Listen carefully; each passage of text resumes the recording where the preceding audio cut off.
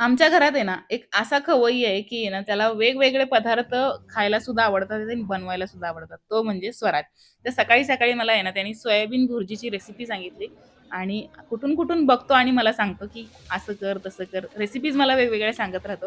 तर soybean भुर्जीची recipe सांगितली. Soybean त्याने मला पाण्यामध्ये भिजवून दिली. गरम पाण्यामध्ये 20 मिनिटासाठी भिजवली आणि तुकडे करून दिलेत आणि मी हे सोयाबीन मिक्सरला फिरवलं आणि तव्यावरती परतून घेतलं. नॉनस्टिकच्या तव्यावरती परतून घ्यायचं. थोडंसं तेलामध्ये हळद आणि मीठ घालायचं चवीनुसार आणि परतून घ्यायचे आणि कढईवर मध्ये आता तेल घातले आणि तेलामध्ये जिरं घातले, जिऱ्याची फोडणी दिली आणि कांदा घातले, आलं लसूण पेस्ट आणि टोमॅटो छान परतून घेतले आणि हे परतून झाल्याच्या नंतर मग घरातलेच मसाले घातले. तर हळद पावडर, मिरची पावडर, धने पावडर आणि कांदा लसूण मसाले घातले, चवीनुसार मीठ घातले आणि हे मिक्सरला फिरवून परतून घेतलेलं हे सोयाबीन घातले, परतून घेतले मस्तपैकी आणि यामध्ये थोडंसं दही घातले म्हणजे खूप मस्त चटपटीत भुर्जी बनते.